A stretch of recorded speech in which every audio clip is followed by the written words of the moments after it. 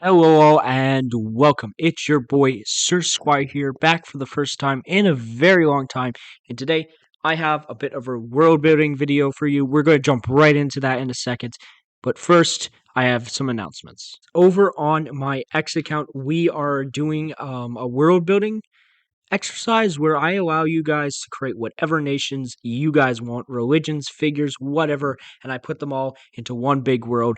Go over on X, follow me, give me your ideas. Hey, and while you're at it, why don't you check out the Sir Squire store? We have some beautiful merch. It's as always beautiful. And hey, if I get enough purchases, maybe I'll start making more merch. Anyways, into what you all actually want to see, the video. Our story begins in the year 51 when Ornculer was born. He was born a bastard son of a nobleman, to the nobleman's slave Lel Aquimor, who was born Lel Fauna. His father went by the name Aquiamora, which is why his mother's name had been changed. As a young boy, Ornculer was nicknamed Kula Kul, or simply Kul, as he was an active child. His mother died when Kul was only 3. She died when Kul was 6. I know, very interesting difference there. Delivering his sister, Kila Mel. Young Kul became protective of his sister, who he nicknamed Kila. When Kila was attacked by a wolf, Kul, at age 10, wrestled the creature into submission, killing it.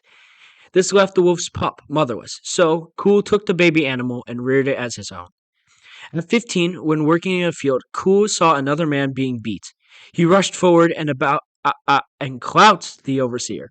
The unjust man turned his rod on Kul and, joined by 2 others, beat the lad half to death.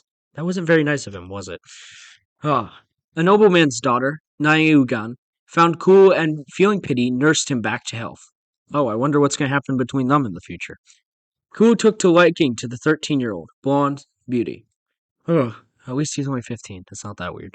Anyways, Kul knew he would never be with her. Well, that's pretty obvious. He's a slave and she's rich. Unfortunate for the man. Anyways, when Kul was 17, a lord killed 20 lowborn on an excuse that they were scheming his demise. Wonder what could happen here that might change Kul's fortune. Furious, there began a revolt, but the small uprisings were put down. Then Kul met another man named Aquimor and another man named Ornayu and set up an organization. Their little organization was around 1,000 men. And they took on the 32nd Infantry near the capital. 32nd Infantry, by the way, is 17,000 strong. Kul's forces won a smashing victory. After that, Kul went on to unite the entire people under himself. When his friends decided that they wanted to kill all of their previous lords, Kul was against it. Kul would go on to become the first king of his people, and what would one day become an empire. I'm going to give you now a bit of background on this empire and this world, just so you understand exactly what was going on when Kul was born that allowed him to get in this position. Now, what exactly was the situation into which Ornculer was born? Well, there were 2 people inhabiting the lands at the time. The Nasuenun, which were the ruling class. These people tended to be fair-haired, unlike the underclass, or their slaves. These people, in which Ornculer was born, the slave people, were known as the Nusan. Now, the tensions between the Nusan and the Nusanun were already growing by the time Ornculer was born, because of an ancient prophecy that said out of the slave people would rise up a wolf who would devour all the lands. This would be Ornculer's grandson, or maybe it was his great-grandson. I don't remember. Somewhere in my notes. Alright. Now that I've given you a bit of backstory, let me tell you how Ornculer is typically portrayed when he is drawn in the images of the Nusan, as he is known to them as the God King. That is why his name was later changed to Lumor, or something to do with light. I don't remember the meaning. Anyways, Ornculer is often pictured wearing a knee-length dress with a slit at the waist. To the waist. The slit isn't in the waist, it's to the waist. My apologies.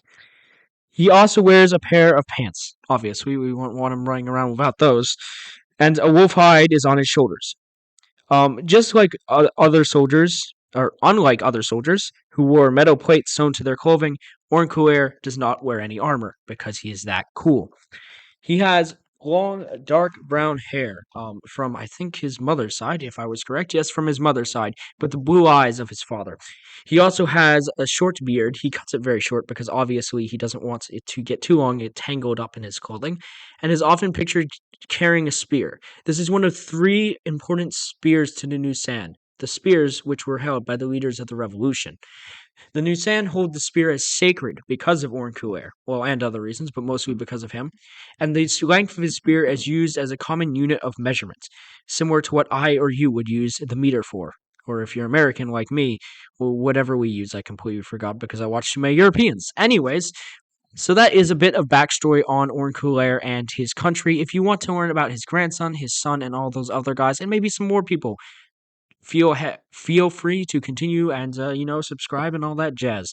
Also, if you want to see some epic poetry written about Ornculer, I will link that in the description if I remember, which I probably won't.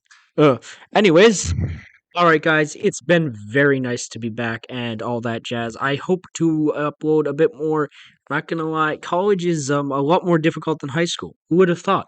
But I have been enjoying have been enjoying a lot of things, and learning Latin has really been helping me develop some of the languages I already started on for this world. So hopefully we'll get some videos on those because I know how much you guys all love phonetics and tenses and all that jazz. And hey, maybe I'll read some of the epics I wrote for this world. Who knows? But if you do want to see an epic about Ornculer, that will again be in the description if I remember to do that. I'll see y'all next time. Bye!